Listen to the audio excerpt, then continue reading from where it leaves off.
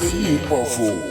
Turabasuje mwe mwese mukurikira Zeyipofu TV. Uyu munsi rero tariki 29 z'ukwezi kwa kane 2025, amakuru tubazaniye ni amakuru ari kuvugwa muri Asirazuba bwa Repubulika Iharanira Demokarasi ya Kongo, nyuma y'uko igisirikare cya DRC gihuriwemo n'ingabo zaturutse mu muryango w'ibihugu bya Afurika y'Amajyepfo, aho izi ngabo zari ziri hariya ku butaka bwa Repubulika Iharanira Demokarasi ya Kongo zaje gusubira mu bihugu zaje ziturutsemo, aho zahereye mu ijoro ryake kugeza n'ubu ngubu zikirimo zambuka ziciye ku butaka bw'u Rwanda zikomeza mu gihugu cya Tanzania.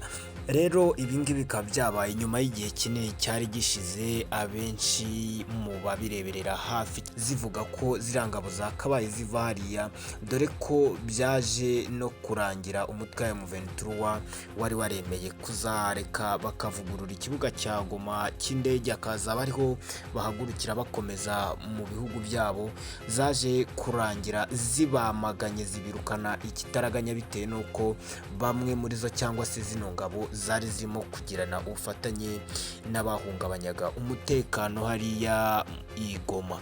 Uyu munsi rero hari uruzinduko rwa Perezida Omaro Sisoko, perezida wa Guinea Bissau, uruzinduko yagiriye muri ibi bihugu, aho uyu munsi yari yahuye na Felix Antoine Kisekhedi. Ubundi Felix Antoine Kisekhedi aza no kugira icyo avuga ku gushyira umukono ku itangazo ry'amahame ku bibazo by'umutekano muri Asirazuba bwa Repubulika ya Kongo. Itangazo ryashyizwe cyangwa se amahame yasinyiwe hariya muri Leta Zunze Ubumwe za Amerika, amahame yasinywe hagati y'igihugu cya Repubulika Iharanira Demokarasi ya Kongo ndetse n'igihugu cy'u Rwanda.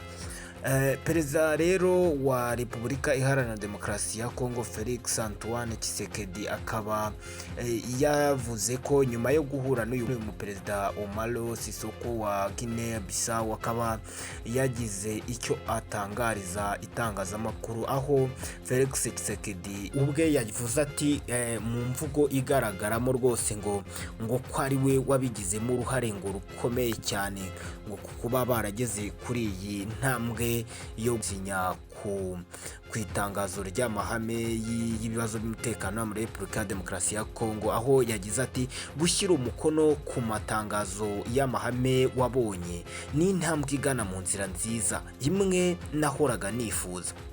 Iyi mihigo nari naremereye ubwoko bwanjye cyangwa se abaturage banjye, nzakomeza kugeza ku mperuka, nzagarura amahoro kandi yuzuye.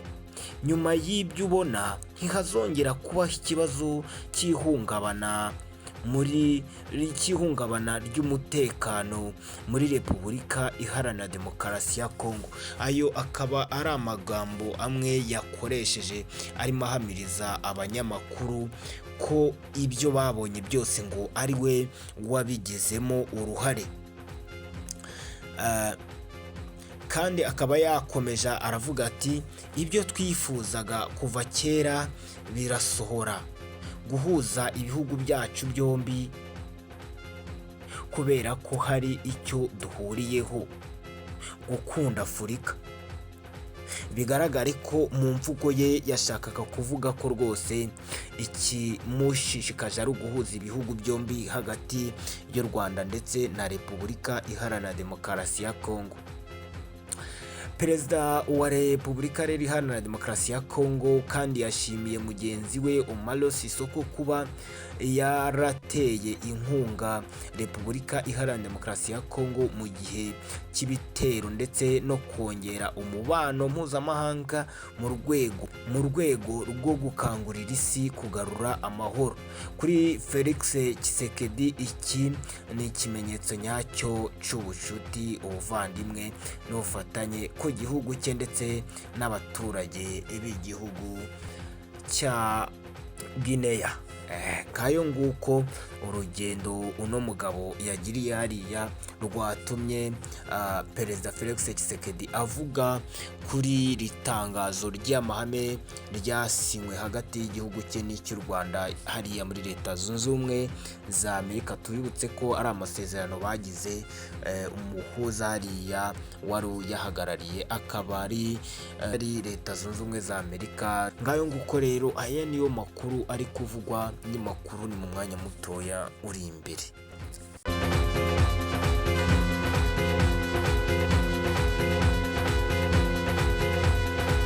C'est powerful.